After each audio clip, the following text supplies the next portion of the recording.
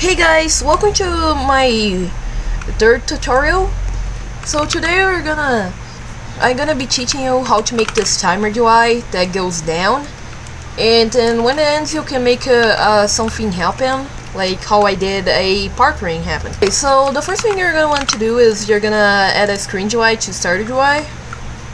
You can name this whatever you want. I'm gonna name this timer UI.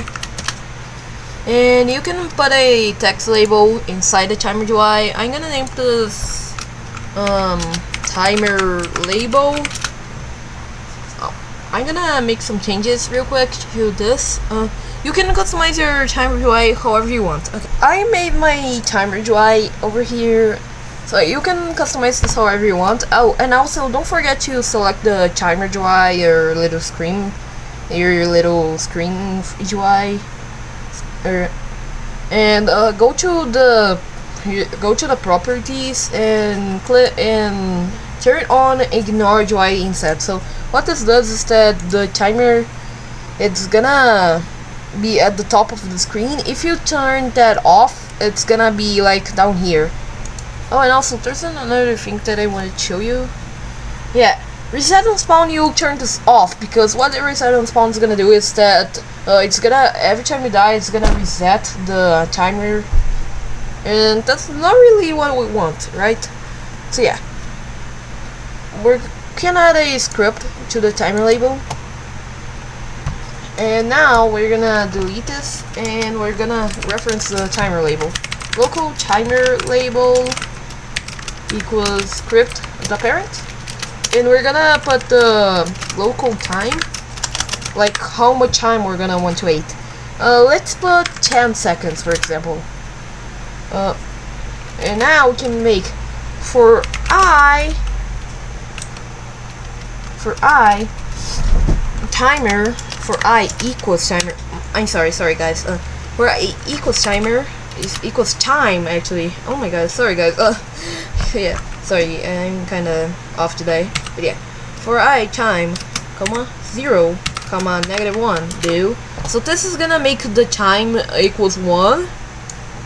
Yeah, the time is gonna be I. So I is gonna be the time, and this is what we want the time to go to, like how far we want the time to go to. You can set this to however you want, but it's preferred to set it at 0, so the timer goes all the way to 0 and stops at 0, you know. And -1 is how much time it's gonna take away, like every second. So if you're gonna make something like, oh, double time, then you're gonna want to put 2 here, so it decreases by 2 every time. But yeah, I'm gonna let -1 because it's gonna be a timer, so -1 equals 1 second, you know. But yeah, we're gonna put, now we can make some stuff here. Timer label.text is gonna be equals to 1, and we're gonna make a task.wait 1. So this is gonna set the timer label to 1. So what time it's gonna be, like when it's 10, it's gonna set our timer label to 10. When it's 9, it's gonna set our timer label to 9. When it's 8, it's gonna set our timer label to 8, and so on. And this is gonna make it so the script is gonna wait 1 second before doing that again. So it's gonna wait 1 second before decreasing the time. So yeah, if you want to make the timer go down faster, you can either change it by here or make this a little bit faster. But yeah, now if we test the game, as you can see here, we have our countdown: 6, 5, 4, 3, 2, 1, 0. But as you can see here, it's only a number, and if you want to make a text that's kind of a timer that's formatted like this, that's 9959. And you put something like 120, for example. As you can see here, it's not set to 2 minutes, but 115 seconds. But you might want to make it so the timer shows 2 minutes and 59 seconds, 1 minute and 30 seconds, and so on. So to fix that, we can make a function. So local function formatting time and seconds. We're gonna put return string.format.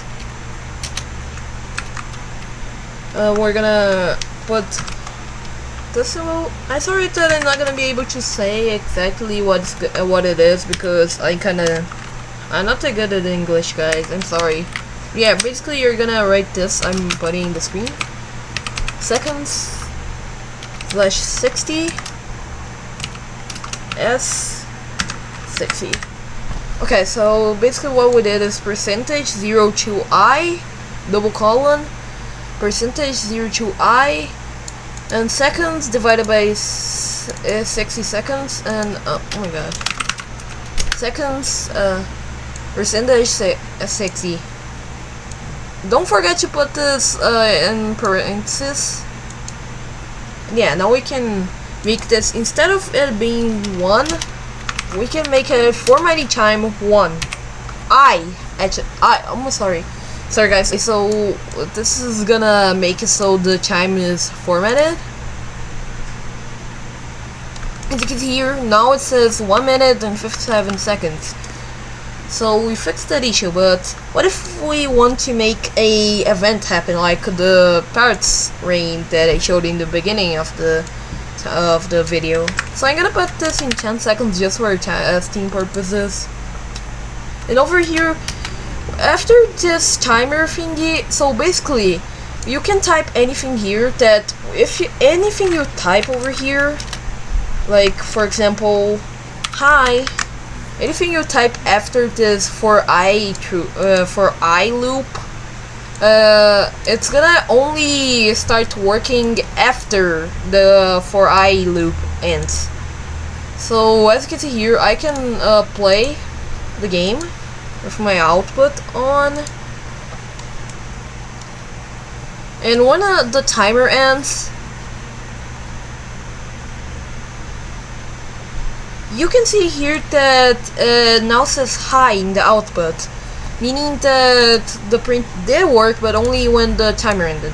So yeah, let's make a part train. So while through do loop. So we're gonna do a while through do loop and local part. We're gonna make a so it rains part. So local part equals Instance.new part. Yeah, this is gonna be the part. We're gonna be creating a part. So yeah, the script is basically gonna create a part for us. So we get to mess around with it and stuff. So we can make 2 instances over here. Local RandomX equals math.random -500 and 500. We're gonna do the same with RandomZ. So this is gonna be selecting the RandomX and a RandomZ axis. So the parts don't always spawn in the same place. You can change this however you want. Like you can make the ring smaller or bigger. And we're gonna make Part.Position equals vector 3 RandomX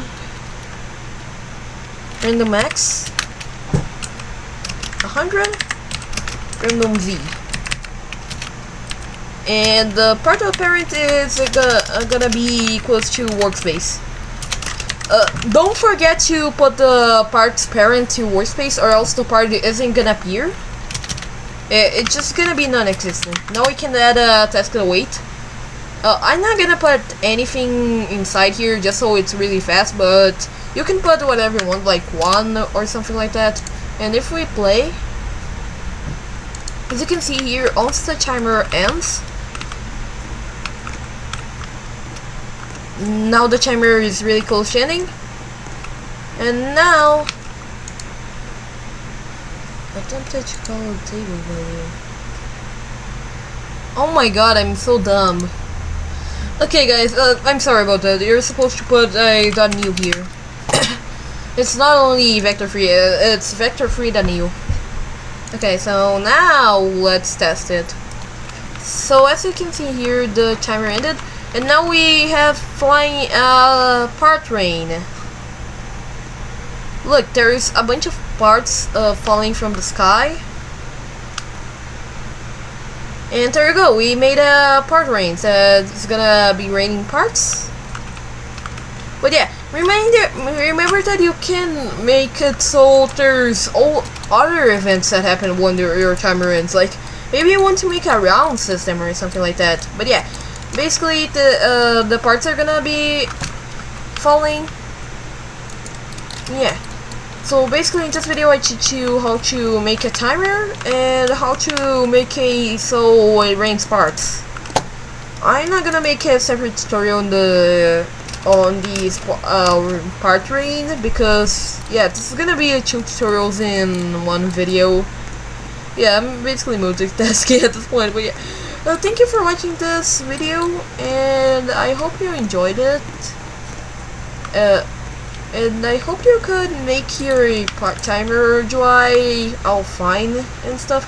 And also, if you want me to make any tutorials or something like that, you can ask me in the comments, and I'm gonna be reading your comments. And I can, so yeah, if you want to request anything for me to make, you can request it in the comments. And see you in the next tutorial. Bye, orange version.